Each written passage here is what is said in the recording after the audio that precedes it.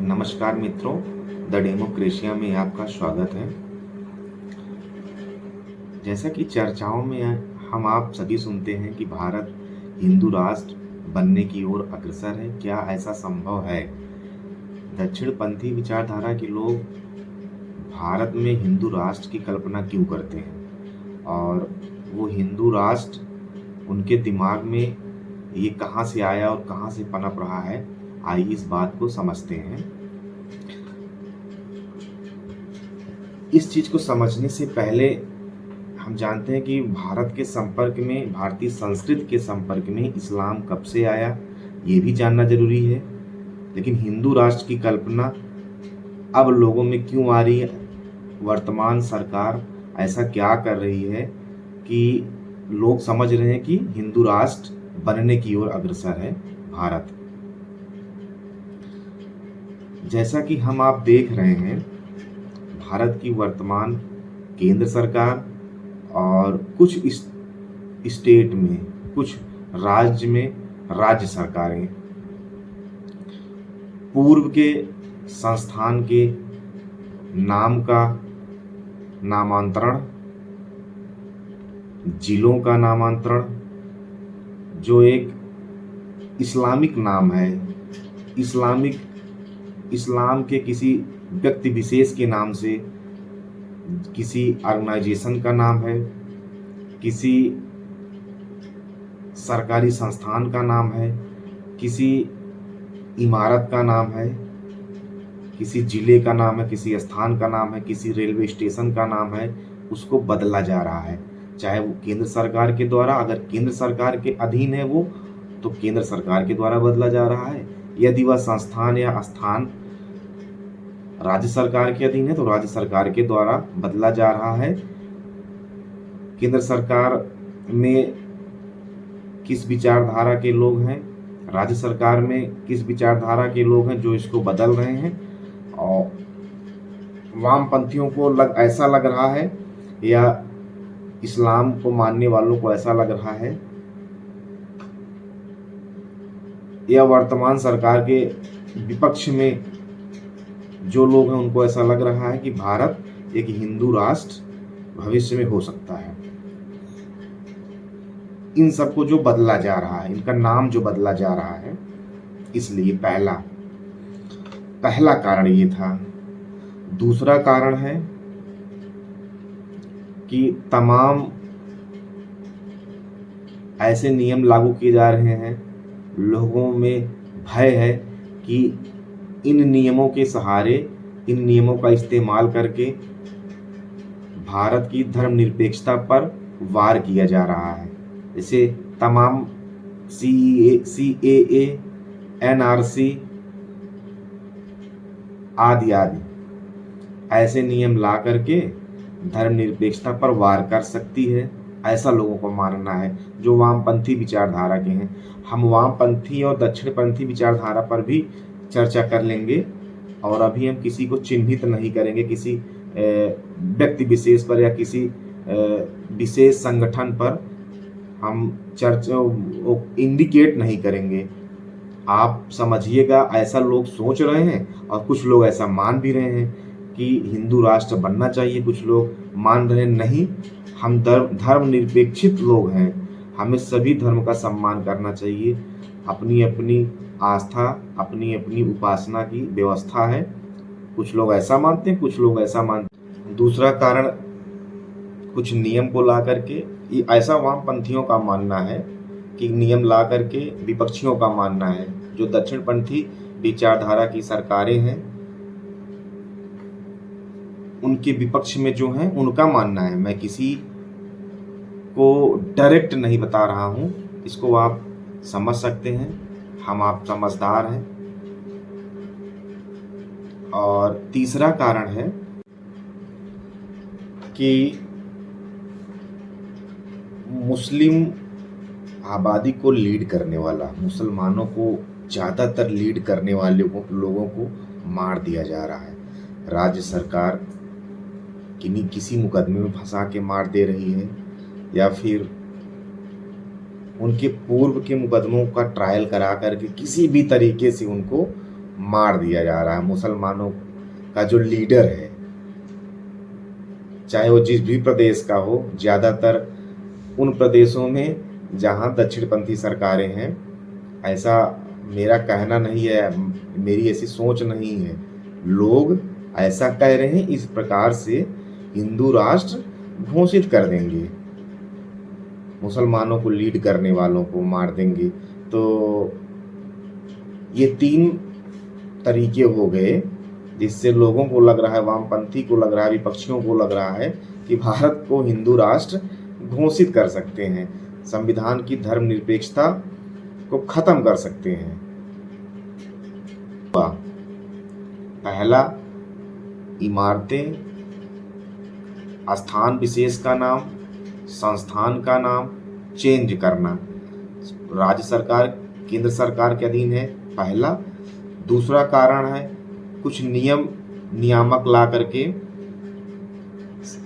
उसका step by step इस्तेमाल करके संविधान की धर्मनिरपेक्षता को तोड़ना।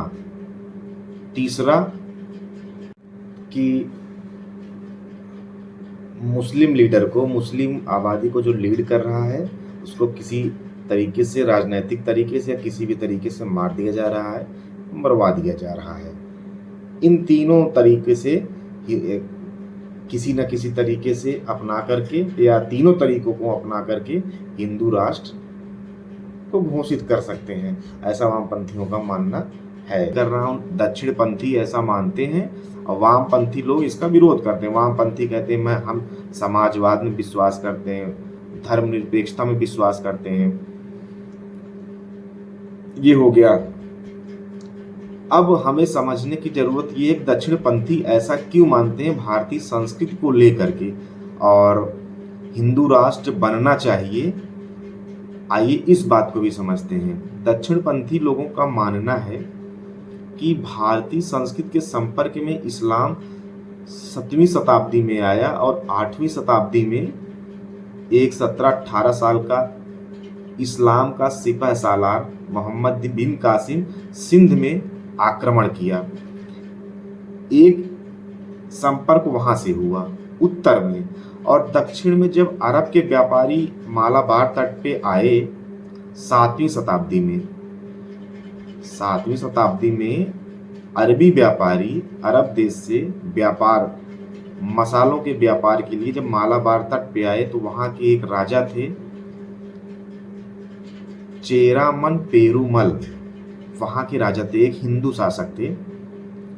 वो इस्लाम से प्रभावित हुए, जो व्यापारी आते थे उनसे उनका व्यापारिक संपर्क हुआ। बाद में वे संस्कृति का मेल जोल करने के लिए प्रभावी हुए और वो मोहम्मद साहब से मिलने अरब भी गए और इस्लाम को उन्होंने अपना भी लिया और उन व्यापारियों की इबादत के लिए, उनकी उपासना के लिए स्वयं तो इस्लामिक हो गए, और जो व्यापारी आते थे अपने और उनकी आस्था और उपासना के लिए उन्होंने भारत में सबसे पहली मस्जिद का निर्माण करवाया, ताजुद्दीन। चेरामन पेरुमल ताजुद्दीन उसका पूरा नाम था।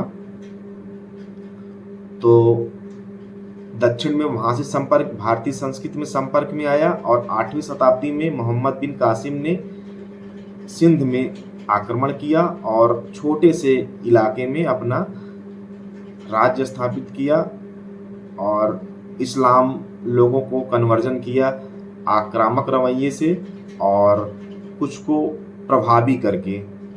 ऐसा दक्षिणपंथियों का मानना है, ऐसा दक्षिणपंथी इतिहासकारों, राजनीतिक विश्लेषकों का मानना है कि मोहम्मद बिन कासिम आया, ऐसे इस प्रकार से संपर्क में आया कि आक्रांतक रूप से आए और हमारे ऊपर कुछ को थोपे, कुछ को लोक लुभावन बनाए।